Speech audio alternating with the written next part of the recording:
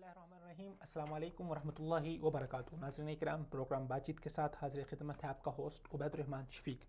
नाज़रीन इकराम, जैसा कि आप बखूबी जानते हैं कि प्रोग्राम बातचीत के अंदर हमारी कोशिश होती है कि हम अमली हवाले से हर इंसान जो माशरे के अंदर बस रहा है उसको उसका किरदार बताने की कोशिश करें कि वो किस तरह माशरे की इस्लाह के अंदर अपना किरदार अदा कर सकता है।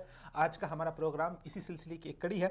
आज के जो हमारे हार्डकोर टॉपिक्स होंगे जिनके ऊपर हम गुफ्तगू करेंगे, सबसे पहला हमारा टॉपिक है पाकिस्तानी तलीमी इदारों में आइस नशे का बढ़ता हुआ रुझान। पिछले दिनों वज़ीर ममलकत बराए दाखिला जनाब शहरियार अफरीदी साहब ने एक प्रेस कॉन्फ्रेंस की और उसके ज़रिए से उन्होंने बताया कि पाकिस्तान के अंदर और ख़ास तौर पे जो पाकिस्तान का कैपिटल है इस्लामाबाद, और उसमें भी ख़ास तौर पे जो वहाँ के तालीमी इदारे हैं, जो स्कूल हैं और जो यूनिवर्सिटियाँ हैं, वहाँ पर इस नशे का रुझान बहुत ज़्यादा बढ़ रहा है। उनका कहना तो ये था कि पाकिस्तान के अंदर 75% जो हमारी लड़कियां स्कूल और कॉलेजेस में जाती हैं वो इस नशे की आदी हो चुकी हैं। खैर, ये एदाद शुमार किस हद तक दुरुस्त हैं इस हवाले से हम अपने प्रोग्राम में बात करेंगे, लेकिन ये एक हकीकत है कि ये इस नशे का रुझान जो है वो बहुत तेज़ी से पाकिस्तान के अंदर बढ़ रहा है। इस टॉपिक के ऊपर हमारे साथ शामिल गुफ्तगू होंगे पाकिस्तान से जनाब राना अजीम साहब, जो कि एक सीनियर सहाफ़ी हैं, इन्वेस्टिगेटिव जर्नलिज्म करते हैं और नशे के हवाले से उनकी खुसूसी खिदमात हैं और उन्होंने खुसूसी रिपोर्ट्स तैयार की हैं ताकि इस हवाले से कोई रोकथाम की जा सके। और इसी के साथ जो हमारा इन बिल्ड टॉपिक होगा वो होगा शराब नोशी के हवाले से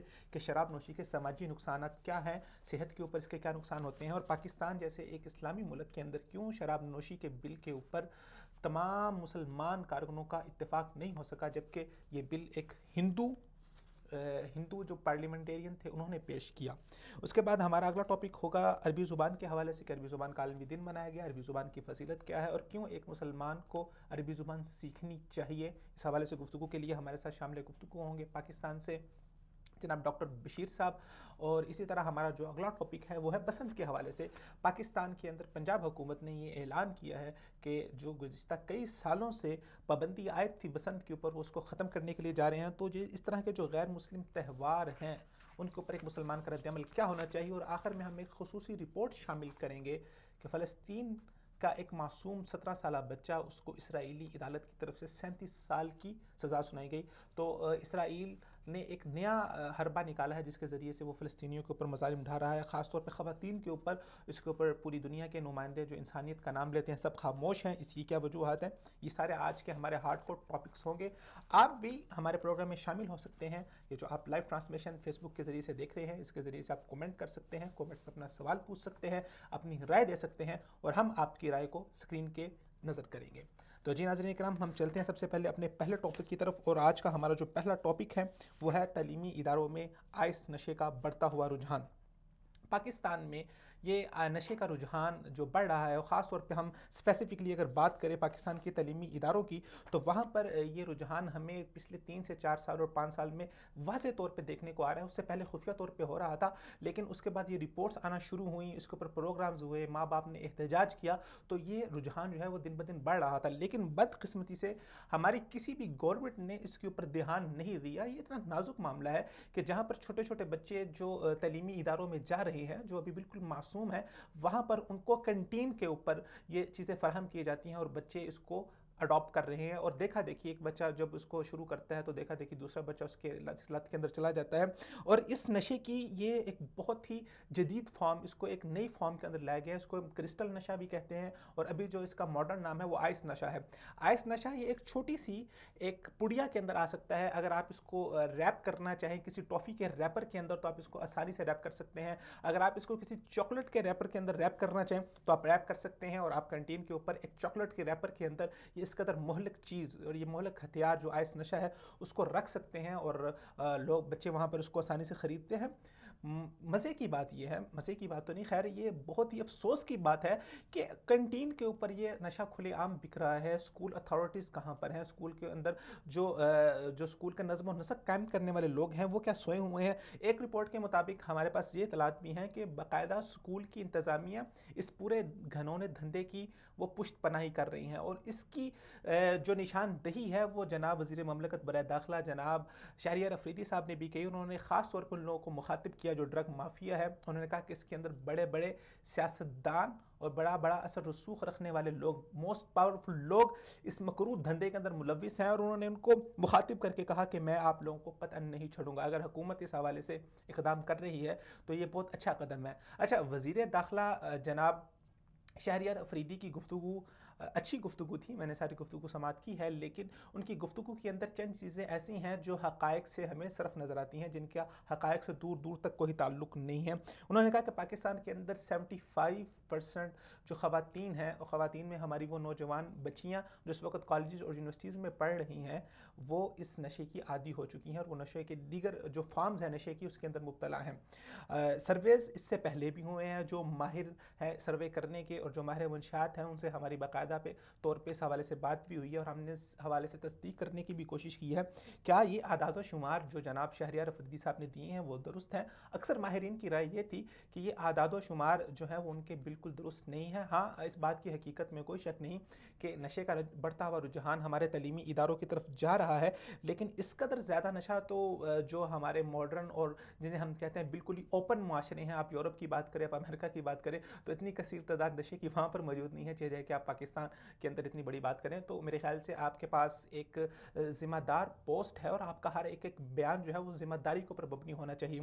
اگر آپ اتنا بڑا بیان دے رہے ہیں، یہ بیان کوئی چھوٹا بیان نہیں ہے، اب جب آپ کا بیان پورا انٹرنیشنل میڈیا دیکھے گا اور وہ پاکستان کا کیا چہرہ ان کے سامنے جائے گا، پوری دنیا کے سامنے کیا چہرہ جائے گا، آپ کو پاکستان کو پورے پاکستان کو ایک نشئی ملک کے طور پہ پیش کر رہے ہیں، تو آپ کو اپنے الفاظ کے اندر تھوڑا سا احتیاط برتنی ہوگی۔ واضح کریں، بالکل واضح کریں، جو خرابی ہیں واضح کریں، بلکہ آپ تو ذمہ دار ہیں، آپ صرف واضح نہ کریں، آپ ٹھیک کریں اور آپ ایکشن کر کے دکھائیں، پھر میڈیا کو بتائیں کہ یہ ہم نے ایکشن کر دیا ہے، تو تب آپ کی بات جو ہے وہ اس کے اندر بہت زیادہ وزن ہوگا۔ جائے کہ آپ صرف پریس کانفرنسز کریں اور اس کے بعد آپ پھر غائب ہو جائیں اور اس کے اوپر کوئی اقدامات نہ ہوں، تو یہ بات بہت محل نظر ہے۔ اگر آئس نشے کی ہم بات کریں تو آئس نشے کے اندر اس کے اندر جو میڈیکل رپورٹس ہیں اس کے مطابق اس میں جو ہے میتھافیٹامائن نامی اور ہائیڈروکلورائڈ نامی اجزاء شامل ہوتے ہیں، جو کہ بہت زہریلے کیمیکل ہیں اور یہ نوجوان طلباء کے لیے بہت زیادہ مہلکناک ہیں۔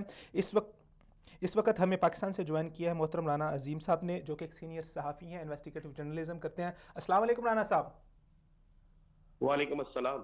سب سے پہلے تو رانا صاحب بہت نوازش، آپ نے اپنا خصوصی وقت عنایت فرمایا۔ رانا صاحب، آپ پچھلے 1.5-2 سال سے جو تعلیمی اداروں کے اندر نشے کی یہ جو رجحان بڑھ رہا ہے اس کے اوپر آپ نے خصوصی رپورٹس بھی کی ہیں، آپ نے حکومت وقت کو بھی آپ نے اس کی طرف توجہ دلائی ہے، لیکن اس سب کے باوجود جو ابھی وزیر داخلہ شہریار افریدی صاحب کا بیان سامنے آیا ہے کہ یہ اس قدر اس کی تعداد بڑھ گئی ہے کہ 75% لڑکیاں اس نشے میں مبتلا ہو گئی۔ جی بالکل اسی طرح ہے، 75% تو وہ ہیں جو حکومت کے پاس ایک اعداد و شمار آئے ہیں۔ اگر آپ دیکھیں تو ہم نے جو رپورٹ دی تھی اس میں اوور آل اگر آپ دیکھیں جائے پورے پاکستان کے اندر تو 65% جو طلبہ ہیں، طلبہ اور طالبات جو ہیں، یہ اس وقت نشے کی لت میں اتنا مبتلا ہو چکی ہیں جس کی انتہا کوئی نہیں۔ اور صرف اسلام آباد کے اندر جو ہے، اسلام آباد کے اندر 95% طلبہ اور طالبات جو ان سکولوں میں تعلیم حاصل کرتے ہیں جنہیں ہم کہتے ہیں بڑے ہائی آفیشل سکول ہے، بڑے اچھے سکول ہے اور بڑے وی وی آئی پی سکول ہے، ان تمام سکولوں کے اندر باقاعدہ ڈرگس کا استعمال ہو رہا ہے، اور ان سکولوں کی کینٹین سے لے کر ان سکولوں کے چوکیدار، وہاں کے سٹاف اور تو اور وہاں کے اساتذہ بھی اس گنونے دندے میں ملوث ہیں۔ اور اتنا آپ دیکھیں کہ کراچی کے ایک سکول کے متعلق تو یہ رپورٹ دی گئی ہے کہ کراچی کے اس معروف ترین تعلیمی ادارے کے اندر 2 رومز ایسے بنائے گئے ہیں کہ جو بچے نشہ کرتے ہیں اس کے بعد انہیں باقاعدہ ریسٹ کے لیے ان کمروں میں رکھا جاتا ہے، اور جب وہ اس سے بالکل ریسٹ کا مکمل کر لیتے ہیں تو اس کے بعد انہیں گھر جانے کی اجازت دی جاتی ہے۔ پاکستان کے اندر یہ بڑھتا ہوا جو نشے کی لت ہے یہ اتنی اس قدر بڑھ چکی ہے کہ پاکستان کے تمام بڑے اہم تعلیمی اداروں کے اندر یہ عام ہو چکی ہے، اور اس کے بعد ان تعلیمی اداروں کے اندر جن کو ہم سمجھتے تھے کہ یہ سی کلاس میں آتے ہیں، سی کیٹیگری میں آتے ہیں، وہاں پر بھی یہ سب کچھ ہو رہا ہے۔ اور اس پر کنٹرول اس لیے نہیں ہو سکا کہ اس میں حکومتی مشینری کے بہت سے لوگ بھی موجود ہیں۔ آج ڈیفنس کے اندر، لاہور شہر میں ڈیفنس کے اندر ایک معروف ترین جو تعلیمی ادارہ ہے جسے لنس یونیورسٹی کے نام سے کہا جاتا ہے، اس کے گیٹ کے اوپر سے 2 ایسے افراد کو گرفتار کیا گیا جو وہاں کے طلباء میں منشیات طلباء کو دینے ہیں، جس میں آئس بھی موجود تھی، جس میں شراب بھی تھی، اور جس میں ایک وہاں پر پیزا انہوں نے ایک ایسا تیار کیا جس پیزے کے اندر ایسا نشاور چیزیں رکھی گئی ہیں، اس پیزا کھانے کے بعد جو بچے ہیں وہ کافی حد دیر تک مدہوش رہتے ہیں۔ تو یہ چیزیں پکڑی گئی، ان دونوں کا تعلق جو تھا وہ قانون نافذ کرنے والے اداروں سے تھا۔ اور آج لاہور شہر کے اندر ایک ایسی جگہ پر چھاپا پڑا ہے جہاں پر کہا جا رہا تھا یہ کیفے ہے، لیکن وہ کیفے نہیں نکلا، وہ ایک بالکل ڈرگس کا اڈا تھا۔ تو ایسی چیزیں جب تک بند نہیں ہوگی، ان سب کے پیچھے اگر دیکھا جائے جو شہریار افریدی کی رپورٹ ہے اس میں کیا کہا گیا ہے، اس میں بالکل واضح یہ کہا گیا ہے کہ ان تمام منشیات فروشوں کے پیچھے، منشیات مافیا کے پیچھے یا پولیس ہے یا باہر مافیا ہے، اور تو اور انہوں نے سیاستدانوں کا بھی نام لیا ہے. اب ایک بہت خوفناک سینیریو اور بھی پیدا ہو چکا ہے کہ پہلے ہوتا تھا کہ ایک منشیات کسی شاپ سے، کسی دکان سے، کسی اڈے سے یا کسی گودام سے ملتی تھی. اب یہ آپ جاتے ہیں، موبائل ہر شخص کے پاس موجود ہے، آپ یوٹیوب پہ جاتے ہیں، وہاں جا کے سرچ کرتے ہیں، سرچ کرنے کے بعد آپ کو نظر آ جاتا ہے کہ کون سا نشہ کہاں سے ملے گا. آپ صرف وہاں پہ سرچ کرتے ہیں، اس کو اپنی ڈیٹیل بھیجتے ہیں، تو وہ چیز آپ کو، آپ جس جگہ چاہتے ہیں پارسل کی صورت میں آئے، بائی ہینڈ آئے، کسی اور چیز کے ذریعے سے وہ آپ کے پاس پہنچ جاتی ہے. اچھا رانا جب صاحب، تک جو ان چیزوں شہریار پر افریدی کنٹرول صاحب نہیں نے ہوگا. جو شہریار افریدی صاحب نے اعداد و شمار دیے ہیں، اس کے مطابق کچھ ماہرین کا کہنا ہے کہ اتنے اعداد و شمار موجود نہیں ہیں، انہوں نے کچھ مبالغہ رہی سے کام لیا ہے. نہیں، اس سے زیادہ ہے. دیکھیں میں تو اس لیے کہہ رہا ہوں اس سے زیادہ ہے کہ میرے پاس وہ تصاویر موجود ہیں، صحیح. میرے پاس وہ ایک تعداد موجود ہے، میرے پاس سینٹ میں پیش کی جانے والی آج سے 2 سال پہلے جو ماریہ سلطان نے رپورٹ پیش کی تھی، میرے پاس اس کی کاپی موجود ہے. تو یہ پاسبل نہیں ہے، یہ سب کچھ ہے، اور میں نے تو خود وہ اپنی آنکھوں سے وہ سب کچھ دیکھا ہے. میرے پاس ان کیفیٹیریاز کے ایڈریس موجود ہیں، میرے پاس لاہور کے اسکولوں اور کالجز کی جو کنٹینیں ہیں اور جو گرلز ہاسٹل ہیں وہاں کے ایڈریسز موجود ہے کہ کہاں پر کس وقت کتنے میں کیا نشہ ملتا ہے. ہمارے پاس تو یہ بھی موجود ہے کہ سیچرڈے نائٹ جو ہوتی ہے وہ پاکستان کے کس کس بڑے شہر میں کہاں کہاں پر کیا کیا ہوتا ہے اور نشہ کس طرح فروخت ہوتا ہے، اور کارڈ جاتے ہیں باقاعدہ کہ اس کارڈ کو لے کے 3,000 سے 5,000 روپے اس کارڈ کی قیمت ہوتی ہے. لڑکیاں لڑکے لے کر جاتے ہیں جو مختلف تعلیمی اداروں کے ہاسٹلس میں رہتے ہیں. اصل معاملہ یہ ہے کہ یہ اعداد و شمار جو انہوں نے بتائے ہیں وہ ان کے مطابق ٹھیک ہو سکتے ہیں، لیکن میرے مطابق وہ اب بھی کم ہے. انہوں نے جو اعداد و شمار بتائے ہیں اس میں انہوں نے ایک لفظ دکھا ہے کہ یہ ان تعلیمی اداروں میں جو بہت نمبر 1 تعلیمی ادارے ہیں، نمبر 1 کیٹیگری میں آتے ہیں، لیکن میں کہہ رہا ہوں نمبر 3 کیٹیگری جو سی کیٹیگری ہے اس میں بھی یہ سب کچھ چلتا ہے. اس لیے چل رہا ہے کہ یہ نشہ جو ہے یہ اس قدر سستا بھی اور اس قدر مہنگا بھی ہے کہ نمبر 1 کیٹیگری کے جو اسکول اور کالجز ہے وہاں پہ مہنگا نشہ ہے، اور نمبر 3 کیٹیگری کے اسکول جو کالجز ہے وہاں پہ انتہائی سستا نشہ بھی مل رہا ہے جو 50 روپے سے لے کر 100 روپے تک کا. دیکھیں ایک چیونگم آ چکی ہے، یہ انڈیا سے آنے والی ایک چیونگم ہے. اس چیونگم کو کھانے کے بعد اس قدر نشہ ہو جاتا ہے. اس چیونگم کے اندر جو تحقیق کی گئی، جو اس میں رپورٹ کی گئی، کہا گیا کہ اس چیونگم کے اندر باقاعدہ وہ کیمیکل استعمال کیا گیا جو سمارٹ بون میں کیا جاتا ہے، اور سمارٹ بون کا جو کیمیکل ہے وہ اس طرح ہے کہ ایک دفعہ آپ اسے اس کی سمیل لے لیں تو اس کے بعد کافی دیر تک آپ اس کو اس پہ مدہوش رہتے ہیں. تو یہ ساری چیزیں موجود ہیں. جب تک ان تمام کیمیکلز کو، تمام چیزوں کو ختم نہیں کیا جاتا یا ان کو خریدنے والوں کا ایک ڈیٹا موجود نہیں ہوتا، اس وقت تک یہ چیز ختم کرنا ممکن نہیں. اور جب تک قانون نافذ کرنے والے ادارے جو اس میں ملوث ہیں ان کے لوگوں کو پکڑ کر گرفتار نہیں کیا جاتا، سخت سزا دی جاتی، اس وقت تک اس کا خاتمہ ممکن نظر نہیں اچھا آتا. رانا صاحب، یہ اتنا بڑا جو یہ مکروہ دھندا چل رہا ہے، اسکول انتظامیہ کی مدد کے بغیر تو یہ ممکن نہیں ہو سکتا. کیا اسکول انتظامیہ اس سے لا علم ہے؟ کیا اسکول انتظامیہ کو پتہ نہیں ہے، یا وہ اس کی پشت پناہی کر رہی ہے؟ پہلی بات یہ ہے کہ ہم کس طرح کہہ سکتے ہیں کہ لا علم ہے. میں نے تو آپ کو ایک مثال دی ہے کہ پاکستان کے سب سے بڑے کراچی شہر کے اندر ایک سب سے بڑے تعلیمی ادارے، میں اس کا نام نہیں لینا چاہتا، بہت بڑے تعلیمی ادارے کے اندر 2 رومز موجود ہیں. جب وہاں پہ یہ رپورٹس میں لکھا ہوا ہے کہ ان رومز کے اندر ان بچوں کو رکھا جاتا ہے جو یا تو رات کو نشہ کر کے آتے ہیں یا اسکول کے اندر نشہ کرتے ہیں، تو اس کے بعد ان کو کہ وہ بہتر پوزیشن میں آ جائے، ٹھیک ہو جائے، اس کے بعد ان کو گھروں میں بھیجا جائے، اس کے لیے وہ رومز بنائے گئے ہیں. تو یہ وہ روم کیا اسکول انتظامیہ یا ایجوکیشن ڈپارٹمنٹ یا دیگر انتظامیہ کی اجازت کے بغیر ہو سکتے؟ یہ ممکن نہیں ہے. تو رانا صاحب، یہ کیا ان کا کاروباری دھندا بنایا ہوا ان لوگوں نے؟ جی بالکل، یہ کاروبار دھندا ہے، بالکل یہ کاروبار دھندا ہے. اور چونکہ اس میں زیادہ پروفٹ آتی ہے، اس میں یہاں پہ پڑھنے والے جو بچے ہیں وہ اس کلاس سے تعلق رکھتے ہیں جس کلاس میں شاید ان کے فیملیز کے لوگ بھی جو ہے اس نشے کو پسند کرتے ہوں. تو اس لیے یہ ساری چیزیں چلتی ہیں. جب تک والدین خود اس پر پرسو نہیں کریں گے، اس کے خلاف ایکشن نہیں لیں گے، اس وقت تک یہ کام نہیں رک سکتا. رانا صاحب، آپ نے ذکر فرمایا آپ کے پاس تو جگہوں کی ان کے پتے موجود ہیں، آپ کے پاس رپورٹس موجود ہیں، آپ کے پاس نام موجود ہیں، آپ تک پہنچ گئے. ہمارے جو حکومت کے پالیسی ساز ادارے ہیں، جو پالیسی نافذ کرنے والے ادارے ہیں، وہ کیوں سوئے ہوئے ہیں؟ وہ کیوں نہیں کر رہے اس حوالے سے کوئی اقدامات؟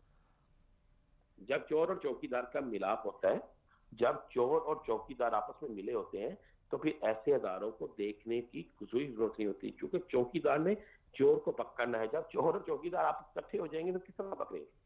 بڑی ایک سمپل سی یہ بات ہے. اگر پولیس چاہے گی، قانون نافذ کرنے والے ادارے چاہیں گے تو کسی جگہ بھی منشیات کا کاروبار نہیں ہو سکے گا. اگر وہ اپنا حصہ لیں گے تو پھر اس کاروبار کو کوئی روک نہیں سکے گا. رانا صاحب آخر میں آپ کیا تجاویز دینا چاہیں گے حکومت وقت کو، کہ وہ آپ نے تو ماشاءاللہ کافی گہرائی سے اس معاملے کو دیکھا ہے، تو کیا تجاویز دینا چاہیں گے کس طرح اس کے اوپر بہت جلدی اس کا استدراک کیا جا سکتا ہے اور اس معاملے کو ختم کیا جا سکتا ہے؟ لیکن یہ ایک چیز تو آپ ذہن میں رکھیے گا، جس ملک کے اندر جب ایک اسلامی ریاست کے اندر ایک ہندو مذہب سے تعلق رکھنے والا شخص شراب پر پابندی کی قرارداد پیش کرے اور مسلمان ارکان اسمبلی اس کی مخالفت کرے، تو آپ کو اس سے بالکل اندازہ ہو سکتا ہے کہ اس ملک کے اندر کس طرح اس نشے پہ قابو پانا کیا ممکن ہے. دیکھیں، اس کے لیے والدین اور اساتذہ ان دونوں کا کام ہے. جب ایک بچہ نشے کی حالت میں آتا ہے تو 5 6 10 20 دن بعد اس کو یہ علم ہو چکا ہوتا ہے کہ وہ شخص جو ہے ہمارا بچہ کیسا ہے، تو وہ کیوں نہیں پرسو کرتے، وہ اپنے بچوں کو کیوں نہیں چیک کرتے کہ یہ جہاں پہ جا رہے ہیں، جہاں سے آ رہے ہیں، جو ان کی پوزیشن ہے ایسی کیوں ہے. جب تک یہ چیزیں نہیں ہوں گی، دونوں طرف سے سرکاری ادارے بھی اور والدین بھی مل کر کوشش کریں گے تو اس ناسور سے نجات مل سکتی ہے. اگر مل کر کوشش نہیں کریں گے تو اس ناسور سے نجات کسی صورت نہیں مل سکتی. بہت شکریہ رانا صاحب ہمارا ساتھ دینے کے لیے. السلام علیکم ورحمۃ اللہ وبرکاتہ. جی رانا صاحب تھے پاکستان سے، انہوں نے جوائن کیا تھا. انہوں نے بہت ہی حیران کن انکشافات کیے اور ان کا یہ کہنا تھا کہ پاکستان کے جو سے تعلیمی ادارے ہیں ان کے پاس ان کے باقاعدہ طور پر ڈریسز موجود ہیں. تو ایک بہت افسوسناک امر یہ ہے کہ ہماری حکومت نافذ کرنے والے ادارے کہاں سوئے ہوئے ہیں. کیا وہ اس قوم کے ساتھ مخلص نہیں ہیں؟ کیا وہ اس قوم کو نہیں بنانا چاہتے؟ اور اس چیز کا اتنا زیادہ پھیلاؤ ہمارے تعلیمی اداروں کے اندر ہونا، ہمارے وہ بچے جنہوں نے کل کہا کہ معاشرے کی باغ دوڑ سنبھالنی ہے، آپ ابھی سے ان کو نشے کا عادی بنا رہے ہیں، تو کل کو جب وہ سینٹ کے اندر جا کے بیٹھیں گے، کل کو جب وہ پارلیمنٹ میں جا کے بیٹھیں گے، تو یہی نتائج آپ کو دیکھنے کو ملیں گے کہ وہاں پر ایک ہندو پارلیمنٹیرین وہ وہاں پر بل پیش کرے گا شراب کے خلاف، اور وہاں پہ مسلمان پارلیمنٹیرین اس کی مخالفت کریں گے. تو یہ اثرات ہمیں نظر دیکھنے کو آ رہے ہیں. اور یہ نشہ کس قدر آپ کے لیے مہلکناک ہو سکتا ہے اسلامی حوالے سے، تو یہ حرام ہے ہی ہے، اس کی جس قدر مذمت کی جائے اتنی کم ہے. شریعت نے اس کو ام الخبائث کا ہے، خاص طور پہ شراب نوشی کو. اور یہ شراب نوشی کی فارم ہی ہے. یہ جو جتنے بھی ڈرگز ہیں، چاہے وہ آئس کے نام پر ہیں، چاہے وہ ہیروئن کے نام پر ہے، چاہے وہ چرس کے نام پر ہے، یہ سارے کے سارے ڈرگز جو ہیں یہ ام الخبائث کے اندر آتے ہیں. یہ نشہ ایک ایسی چیز ہے جو انسان کی فطرت کو، انسان کی عقل کو، انسان کی خلقت کو مار دیتا ہے. اور پھر اس کے بعد کیا ہوتا ہے کہ وہ انسان ہر قسم کے گناہ کے اندر مبتلا ہو جاتا ہے. ایک رپورٹ کے مطابق وہ لوگ جو ریپ جیسے بدترین فعل کے اندر مبتلا ہوتے ہیں، جو خواتین کے ساتھ زیادتی کرتے ہیں، ریپ کرتے ہیں، ان میں سے اکثر لوگ وہ ہوتے ہیں جو نشے کی حالت میں ہوتے ہیں، اور ان میں سے زیادہ تر تعداد جو ہے وہ شراب نوشوں کی ہوتی ہے. ہم بات کر رہے تھے آئس نشے کے حوالے سے. تو جو آئس نشے کے اندر کیمیکل استعمال ہوتا ہے وہ میتھافیٹامائن نامی کیمیکل ہے، جسے ہائیڈروکلورائڈ کے اجزاء کے ساتھ ملا کے اور دیگر مختلف جو زہریلے کیمیکلز ہیں وہ ملا کے اس نشے کو بنایا جاتا ہے. اور اس نشے کے جو عادی ہو رہے ہیں وہ لوگ، ان لوگوں کی ایک کثیر تعداد ہے جو پہلے چرس پیا کرتے تھے، جو پہلے ہیروئن پیا کرتے تھے. چرس اور ہیروئن بہت مہنگی ہے. یہ نشہ کچھ سستا میں، یہ نشہ تھوڑا سا سستا ہے، جس کی وجہ سے بہت سارے لوگ جو ہیروئن پیا کرتے تھے، اس کا زہریلا نشہ ہے، وہ ہیروئن چھوڑ کے اس نشے کے اوپر آ رہے ہیں. اور جیسے کہ کراچی کے حوالے سے کچھ خصوصی رپورٹ ہمارے ذرائع کے مطابق ہمیں ملی ہیں کہ وہاں پر تعلیمی اداروں کے اندر جو وہاں کے ملازمین ہیں وہ اس غیر قانونی دھندے کے اندر ملوث ہیں. وہاں پر پولیس نے کچھ دیر قبل چھاپا مار کے عامر بھیو نامی ایک شخص تھا، اس کو گرفتار کیا. اور یہ پورا ایک گینگ تھا، اس میں ایک انکل نامی انسان تھا، وہ بھی اس دھندے کے اندر ملوث تھا، اس کو بھی وہاں سے گرفتار کیا گیا. اور اس نشے کی جو بنیادی وجہ بتائی جا رہی ہے جو طلباء کی طرف سے، وہ طلباء امتحانات کی تیاری کے دنوں میں اس نشے کو زیادہ استعمال کرتے ہیں، کیونکہ جب ایک طالب علم اس نشے کو کر لیتا ہے تو وہ تقریباً اگلے 24 گھنٹے مسلسل جاگ سکتا ہے، وہ نشیط ہو جاتا ہے. لیکن اس کے بعد جو اس کے سائیڈ ایفیکٹ اس کے اوپر ہوتے ہیں، میڈیکلی، سائیکولوجیکلی، فزیکلی، وہ بہت زیادہ خطرناک ہیں. یہ نشہ آپ کو جو پاکستان کے اندر دو طرح سے ملتا ہے. ایک تو جو اس کی بہت ہائی کوالٹی ہے، وہ تقریباً 5 سے 10 ہزار روپے کی ایک پڑی ہے، وہ آپ کو ملتی ہے. اور جو آپ کی غیر قانونی لیبارٹریز ہے وہاں پر جب بنایا جاتا ہے تو اس نشے کو، اس کی ایک پڑی جو ہے وہ تقریباً 1000 سے 2000 کے درمیان ملتی ہے. تو یہ ایک بہت مخدوش صورتحال ہے. اگر گورنمنٹ نے اس حوالے سے کوئی سٹیپ اٹھائے ہیں تو اچھی بات ہے، اس کے اوپر کوئی کارروائی بھی ہونی چاہیے، اور کارروائی کر کے رپورٹ بھی قوم کے سامنے لانی چاہیے کہ کس طرح اس کا استدراک ہو رہا ہے. اور جو گھرونے چہرے اس کے پیچھے ملوث ہیں، چاہے وہ سیاستدان ہیں، چاہے وہ بااثر لوگ ہیں، سب کے سب کو اس کے اندر جو ہے وہ آپ کو سر عام لٹکانا ہوگا, ان کو سزائیں دینی ہوگی. اب ابھی ناظرین ہم چلتے ہیں اپنے اگلے ٹاپک کی طرف, اور ہمارا اگلا ٹاپک ہے بسنت کے حوالے سے اور غیر مسلم تہواروں کے حوالے سے ایک مسلمان کا کیا جو ہے وہ لاہ عمل ہونا چاہیے. ہم اپنا ٹاپک ڈسکس کریں گے. یہاں پر وقت ہے ایک مختصر سی بریک کا. ملتے ہیں آپ سے ایک چھوٹی سی بریک کے بعد.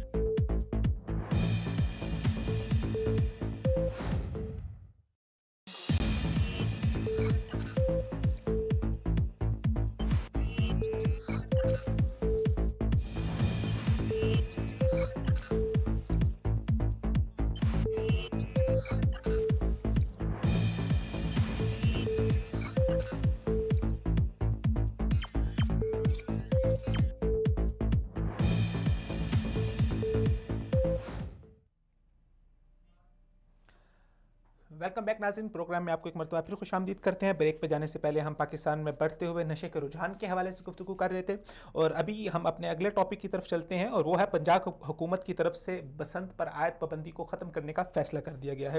بسنت کے اوپر پچھلے کئی دہائیوں سے جو ہے وہ کئی سالوں سے پابندی چلتی آ رہی تھی, اور اس کی بنیادی وجہ یہ تھی کہ اس تہوار کی وجہ سے بہت سی قیمتی جانوں کا ضیاع ہوتا تھا. ہمیں پچھلے سالوں میں یہ رپورٹ ہمارے سامنے آئی ہے کہ کئی سینکڑوں کی تعداد کے اندر ایسے لوگ ہیں جو اس مہلک کھیل کی وجہ سے لقمہ اجل بنے ہیں. وہ رستے میں جا رہے ہوتے ہیں, اور جب ایک پتنگ کٹتی ہے تو اس قدر دھاتی ڈوریں استعمال کی جاتی ہیں, اس قدر کیمیکل ان کے اندر استعمال کیا جاتا ہے, جس سے وہ ڈور نہیں, وہ ایک چاقو ہے, وہ ایک چھری ہے. وہ جس طرح چھری ایک پھرتی ہے کسی انسان کے گلے کے اوپر, اس کا گلا تن سے جدا ہو جاتا ہے, یہ ڈور بھی اسی طرح کام کرتے ہوئے ایک معصوم انسان کے سر کو تن سے جدا کر دیتی ہے. اس قدر یہ خطرناک ڈور اس کے اندر استعمال کی جاتی ہے, اور جس سے بہت سارے مسائل ہمیں اور بہت ساری جانوں کا, معصوم جانوں کا ضیاع ہمیں دیکھنے کو ملا. پھر اس کے ساتھ ساتھ اس تہوار کے اوپر اور بہت سے ایسے کام ہوتے ہیں جس کی وجہ سے سوسائٹی کا امن خراب ہونے کا خدشہ ہوتا ہے. اس میں اسلحے کا استعمال ہوتا ہے, بے جا استعمال ہوتا ہے, پھر فحش قسم کی موسیقی کا استعمال ہوتا ہے, معاشرے کے اندر ایک ہیجان پیدا ہوتا ہے. تو اسی ٹاپک کے اوپر ہمارے ساتھ شامل گفتگو ہوں گے جناب راجہ ضیاء الحق صاحب, جو کہ CEO ہیں یوتھ کلب کے. السلام علیکم راجہ صاحب. جی وعلیکم السلام ورحمۃ اللہ وبرکاتہ. راجہ صاحب بہت نوازش اپنا وقت دینے کے لیے. بسنت کے حوالے سے اور غیر اسلامی تہواروں کے حوالے سے ہمارا ٹاپک چل رہا ہے, تو سب سے پہلے آپ ہمارے ناظرین کو یہ بتائیں کہ وہ تمام تہوار جن کا تعلق اسلام کے ساتھ نہیں ہے, جو غیر مسلموں کے ہیں, اس کے اندر ایک مسلمان کا لاہ عمل کیا ہونا چاہیے؟ دیکھیے جی, بہت بہت شکریہ سب سے پہلے تو آپ کا کہ آپ نے مجھے آج یہاں پہ کی ہے.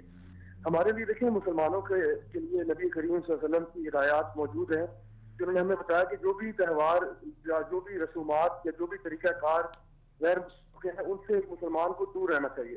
اور اس طرح کی بے تحاشا قسم کی آپ کو حدیث بھی ملیں گی جہاں پہ آپ نے حدیث کو شروع اس طرح سے کہا کہ مختلف ہو جاؤ غیر مسلموں سے, یا پھر یہ کہا کہ یہودیوں نے مختلف ہو جاؤ, فلاں فلاں کام کرو, اور اس طرح کی مثالیں بے شمار ہیں, وہ حدیث ہم دیکھ سکتے ہیں. دوسری طرف یہ کہ یہ جو تہوار خاص طور پہ جو بسنت کا ہے, اس میں دیکھیں نہ صرف ایک تو جان کا تو ہے, جس طرح بھی آپ ذکر کر رہے تھے کہ جان کا نقصان ہے, پر اس کے ساتھ ساتھ انسان کا ایمان بھی جاتا جاتا ہے. کیونکہ اگر تو آپ یہ پوچھتے نا کہ جی پتنگ اڑانا کیسا ہے, تو پتنگ اڑانا آپ دیکھا پتنگ اڑا لیتے ہیں یا تھوڑا سا کچھ ایسا اپنے آپ کو انٹرٹین کرنے کے لیے کوئی کام کرتے ہیں, تو جنہیں وہ پھر بھی ہم یہ کہتے ہیں کیا جا سکتا ہے. لیکن ہفتے کا مسئلہ یہ ہے کہ یہ صرف اس طرح کی چیز نہیں ہے. اس میں سب سے پہلی بات تو جو ڈور استعمال کی جاتی ہے وہ اتنی خطرناک قسم کی ہے کہ جس سے بہت زیادہ جانی نقصان کا خطرہ ہمیشہ لاحق رہتا ہے. دوسری طرف یہ کہ جتنی بھی تقریبات بسنت کی ہوتی ہیں وہ ہماری نظروں سے چھپی ہوئی نہیں ہے. ہمیں نظر آتا ہے اس میں گانا بجانا بھی ہوگا, اس سے ہر قسم کا شراب و کباب بھی ہوگا, اس سے مردوں عورتوں کی فری مکسنگ جو ہے وہ بھی آپ کو نظر آئے گی, اور طرح طرح کے جو سوشل ایونٹس جن کو آپ کہہ سکتے ہیں وہ معاشرے میں آپ کو نظر آنا شروع ہوتے ہیں. اور اس تہوار کے نام پر آپ کو نظر آتا ہے کہ لوگ جو ہے وہ اپنے دین سے بھی جا رہے ہیں اور کچھ کیسز میں تو اپنی دنیا سے بھی جا رہے ہوتے ہیں. اچھا رائے صاحب, جو بسنت کے حوالے سے پنجاب حکومت نے فیصلہ کیا کہ اس کو بسنت پابندی کو ختم کیا جائے, اس پابندی ختم کرنے کو آپ کس نظر سے دیکھتے ہیں؟ دیکھیے, یہ جب پابندی لگی تھی تو ہمارے لیے ایک خوشائن بات تھی کہ بہت سارے لوگوں کا جن کا جانی نقصان ہوا, بہت سارے جگہوں پہ جہاں پہ یہ پرابلم دیکھنے کو آئے. اگر آپ سے بات کرنی ہے تو آپ اس ماں سے پوچھیں جس کا بچہ جو ہے اس کی جان چلی گئی کس بنا پر کہ کچھ لوگ اپنے آپ کو انٹرٹین کرنا چاہ رہے تھے. تو لوگوں کی انٹرٹینمنٹ کے نام پر اگر لوگوں کی جانیں ضائع ہونا شروع ہو جائے تو میرا بھی خیال ہے یہ وہ پھر انٹرٹینمنٹ نہیں رہتی. تو میرا یہاں پہ رائے یہ ہوگی کہ جو حکومت پاکستان ہے ان کو پہلے کی فیصلے کو واپس لیں, اور بسنت کا جو تھا کیونکہ بین لگا ہوا تھا, نہ تو یہ ہمارا دینی تہوار ہے نہ یہ تو ہمارا ثقافتی تہوار ہے, یہ کسی قسم کی بھی کیٹیگری میں ہمارے نہ تو مسلمانوں کو نہ پاکستانیوں کو سوٹ کرتا ہے کہ وہ اس قسم کے تہوار بنائیں. تو اس پہ جو ہے نا لازماً نظر ثانی کرنی چاہیے. اچھا رائے صاحب, آگے کچھ دنوں بعد کرسمس کا تہوار بھی آ رہا ہے, اور اس کے ساتھ ساتھ جو ہیلووین کے تہوار ہے, بہت سارے ہمارے نوجوان نسل میں ہم دیکھتے ہیں, خاص طور پہ جو وہ نوجوان جو اس وقت یونیورسٹیز میں پڑھ رہے ہیں, باقاعدہ طور پہ تعلیمی اداروں کی طرف سے ایسے تہواروں کو منانے کا اہتمام کیا جاتا ہے. وہ تہوار جن کا خاص تعلق مذہبی رسومات کے ساتھ ہے اور غیر مسلم مذہبی رسومات ہیں, اس حوالے سے ایک نوجوان کا لائحہ عمل کیا ہونا چاہیے؟ لیکن سب سے پہلے تو بات یہ کہ جو اگر ہم اپنے آپ کو مسلمان کہتے ہیں, پہلے تو یہ بات کیا ہم اپنے آپ کو مسلمان کہتے ہیں یا نہیں کہتے. اگر تو ہم اپنے آپ کو مسلمان کہتے ہیں اور نوجوان اگر میری بات سن رہے ہیں اور وہ کہتے ہیں ہاں جی میں مسلمان ہوں, تو دیکھیے مسلمان صرف کہنے سے نہیں ہوتا, مسلمان اپنے عمل سے ہوتا ہے اور اپنے کردار اور اپنے اخلاق سے پہچانا جاتا ہے. اور اگر کوئی مسلمان اپنے آپ کو کہتا ہو لیکن سارے جو غیر اسلامی تہوار ہیں اور تہذیبیں اور چیزیں ہیں ان میں اپنے آپ کو شامل کر رہا ہے, تو پھر اس کو خود اپنے بارے میں سوچنا چاہیے کہ میں کس قسم کی راہ پر چل رہا ہوں. یہ جتنے بھی تہوار ہیں یہ سارے کے سارے ایسے ہیں جو انسان کو سب سے پہلے اس کے ایمان سے اور پھر باقی اس کی اخلاقیات سے اور باقی چیزوں سے دور کر دیتے ہیں. اور یہاں پہ یہ آئے دن ہوتا رہتا ہے, کبھی وہ مطلب کرسمس ہے, کبھی ویلنٹائن ڈے آ جائے گا, کبھی اس میں ہیلووین آ جائے گی. یہ مختلف تہوار ہیں اور میں حیران ہوتا ہوں کہ ہمارے تعلیمی ادارے جو ہیں اسکولوں میں, کالجوں میں, یونیورسٹیوں میں اکثر میں یہ منائے بھی جاتے ہیں. مطلب یہ بڑے جوش و خروش سے منائے جاتے ہیں اور اس کے لیے آپ کو زیادہ سرچ کرنے کی ضرورت نہیں ہے. یوٹیوب کے اوپر ویڈیوز بھری پڑی ہیں جہاں پہ بہت ہی غیر اخلاقی قسم کی رسومات اور چیزیں آپ کو نظر آتی ہیں کہ جہاں پہ ان تہواروں کے نام پر اور ماڈرن ہونے کے نام پر اور کلچر کے نام پر ہم اپنے بچوں کے اندر اس قسم کی جو ہے بے حیائی کو فروغ دے رہے ہیں. اچھا رائے صاحب, آپ کا ماشاءاللہ بہت زیادہ کام ہے نوجوانوں کے اندر, تو جب آپ کا اس حوالے سے بہت اویئرنیس آپ نوجوانوں کے اندر پھیلاتے ہیں, تو جب نوجوانوں سے آپ کی بات ہوتی ہے, جب نوجوانوں کو سمجھایا جاتا ہے, تو آپ کیا رد عمل دیکھتے ہیں؟ نوجوان اس چیز کو قبول کرتے ہیں اور ان کا کیا ری ایکشن ہوتا ہے کہ کیا ان کو ابھی تک نہ تعلیمی اداروں کی طرف سے نہ گھر والوں کی طرف سے اس بات کو سمجھایا گیا ہے کہ یہ کام نہیں کرنا آپ نے؟ دیکھیے اصل میں مجھے ایک طرف تو اس بات کی خوشی بھی ہوتی ہے کہ ماشاءاللہ ابھی بھی پاکستان میں بے شمار نوجوان ایسے ہیں جو کہ اس طرح کے تہوار دیکھ کے سن کے ان کا رد عمل یہی ہوتا ہے کہ یہ ہمارے تہوار نہیں ہیں, یہ نہ تو کسی پاکستانی کو سوٹ کرتے ہیں نہ کسی مسلمان کو سوٹ کرتے ہیں کہ وہ اپنے آپ کو ان چیزوں میں انوالو کرے.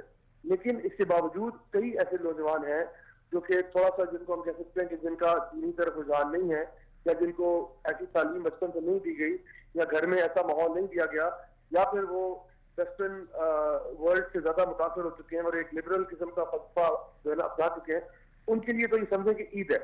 اللہ سبحانہ تعالیٰ نے ہمارے لیے دین اسلام میں 2 عیدیں رکھی ہیں, عید الفطر اور عید الاضحیٰ.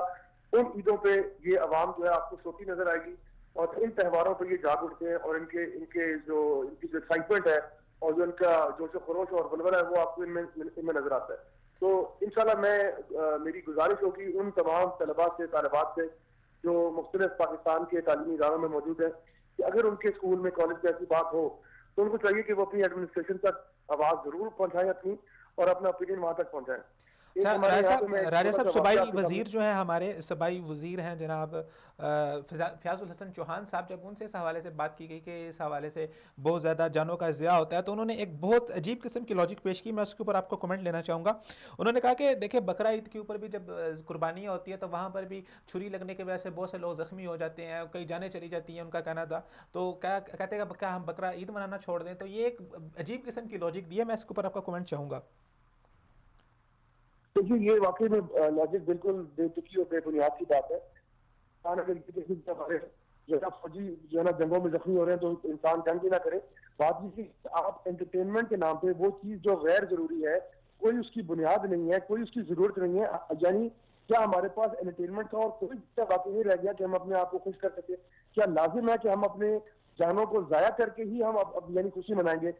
یعنی اگر میں کہتا ہوں 100 بندہ چھوڑیں، ایک بندہ بھی اگر خوشی منا رہا ہو یا 1000 منا رہے ہو، لیکن اس کی ہزاروں کی خوشی کے پیچھے اگر ایک جان بھی ضائع ہو رہی ہے تو ایسی خوشی کو ہم بالکل قبول نہیں کریں گے. اور اس خوشی کا اس ماں سے پوچھا جائے، اس باپ سے پوچھا جائے جن کا بچہ جو ہے اس خوشی کے اندر لوگوں کی خوشی میں ضائع ہو گیا بیچارہ.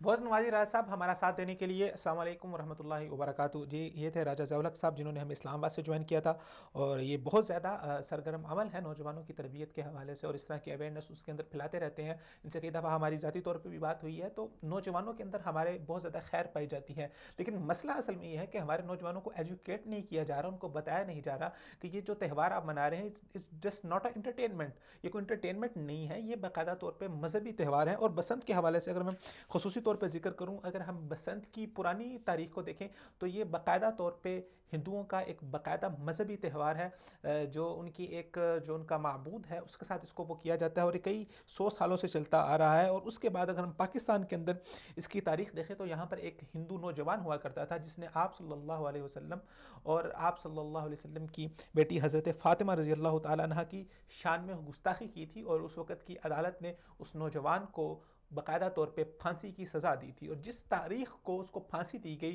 اس وقت جتنے بھی ہندو کمیونٹی کے لوگ تھے وہ جمع ہوئے، اور انہوں نے اس کی یاد کے اندر وہاں پر پتنگیں اڑائیں. اور اس وقت سے ہمارے بر صغیر پاک و ہند کے اندر یہ بسنت کا تہوار چل رہا ہے. تو ہمیں مسلمانوں کو ذرا سوچنا چاہیے کہ اس بسنت کے تہوار کی بنیادی اصل وجہ کیا ہے، اور اس کو کیوں ہماری سول سوسائٹی کی طرف سے، جیسے کہ فیاض الحسن چوہان صاحب کا بھی یہ کہنا تھا کہ سول سوسائٹی کی طرف سے ہمیں یہ مطالبہ آ رہا ہے کہ اس تہوار کو دوبارہ سے منایا جائے. تو اس کی بنیادی پیچھے جو مینٹیلٹی ہے آپ کو وہ سمجھنے کی ضرورت ہے کہ پاکستان کے اندر اس تہوار کی جو ابتدا ہوئی ہے وہ گستاخ رسول ایک نوجوان تھا، اس کی یاد کے اندر اس تہوار کو منایا جاتا ہے. اور یہ بات کوئی ڈھکی چھپی بات نہیں ہے، اور یہ کوئی مفروضہ نہیں ہے. پنجاب کی اگر آپ تاریخ پڑھیں، بہت سے تاریخ دان ہیں، انہوں نے یہ کتابیں لکھی ہیں.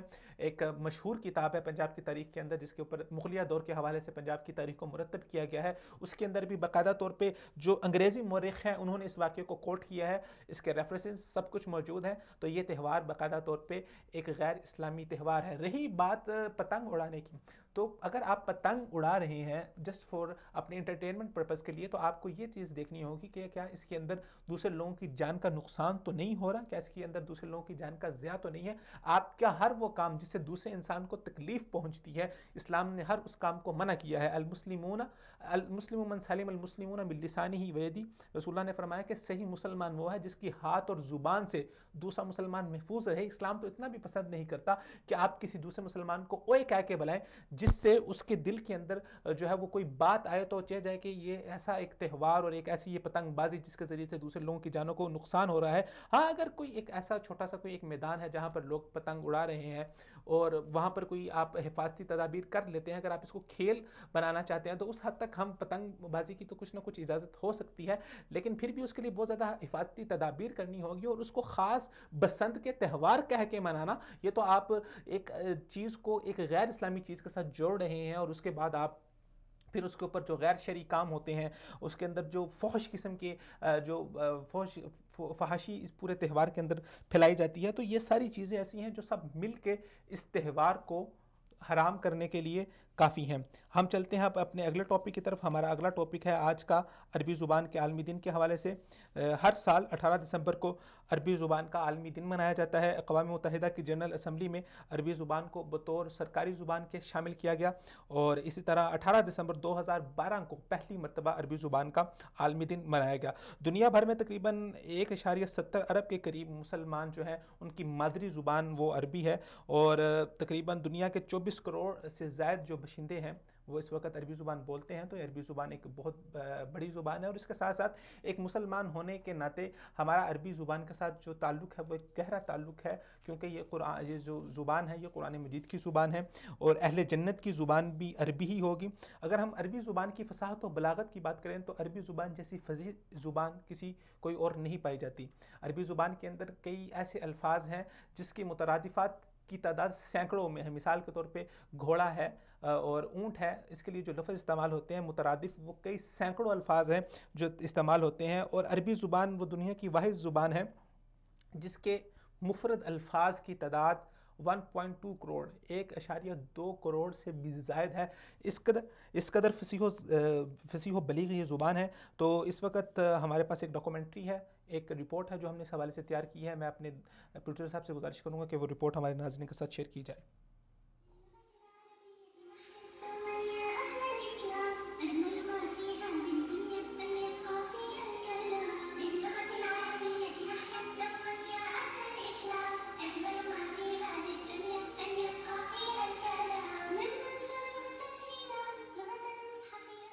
عربی زبان کا عالمی دن۔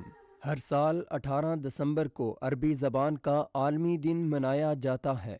اس مقصد کے لیے مذکورہ تاریخ کے انتخاب کی وجہ یہ ہے کہ 18 دسمبر 1973 کو اقوام متحدہ کی جنرل اسمبلی نے عربی زبان کو اپنی سرکاری زبانوں میں شامل کرنے کا فیصلہ کیا تھا۔ اس وقت پوری دنیا میں 7000 زبانیں بولی جاتی ہیں۔ ان ہزاروں زبانوں میں سب سے زیادہ بولی جانے والی 10 زبانوں میں عربی زبان کا 5واں نمبر ہے۔ اس سلسلے میں اقوام متحدہ کے فیصلے میں کہا گیا ہے کہ ادارے کی جنرل اسمبلی اس بات کا ادراک رکھتی ہے کہ عربی زبان نے انسانی تہذیب اور ثقافتی ورثے کو محفوظ رکھنے میں اہم کردار ادا کیا ہے، اور یہ اقوام متحدہ کے ارکان میں اس وقت تک 19 ممالک کی زبان تھی۔ لہٰذا اس بنیاد پر عربی کو جنرل اسمبلی کی سرکاری زبانوں میں شامل کیا جاتا ہے۔ اقوام متحدہ کے ذیلی ادارے یونیسکو نے 19 فروری 2010 کو جاری ایک فیصلے میں 18 دسمبر کا دن عربی زبان کا عالمی دن منانے کے لیے متعین کر دیا۔ اس پر عمل درآمد کرتے ہوئے 18 دسمبر 2012 کو پہلی مرتبہ عربی زبان کا عالمی دن منایا گیا۔ عرب دنیا کے 42 کروڑ سے زیادہ باشندے عربی زبان کو مادری زبان کے طور پر بولتے ہیں، جبکہ دنیا بھر میں 1.7 ارب کے قریب مسلمانوں کو مختلف امور میں اس زبان کو استعمال میں لانے کی ضرورت پڑتی ہے۔ بالخصوص قرآن کریم کی زبان ہونے کے سبب عربی زبان کو خصوصی تقدس حاصل ہے، اور دین اسلام میں نماز، ذکر و اذکار اور دیگر عبادتیں اس کے بغیر پوری نہیں ہوتیں۔ عربی زبان اپنی فصاحت و بلاغت کی وجہ سے بہت معروف ہے۔ جاہلیت کے زمانے میں بھی اہل عرب کو اپنی فصاحت و بلاغت پر بہت ناز تھا، اسی وجہ سے وہ غیر عربوں کو اجمی یعنی گونگا تصور کرتے تھے۔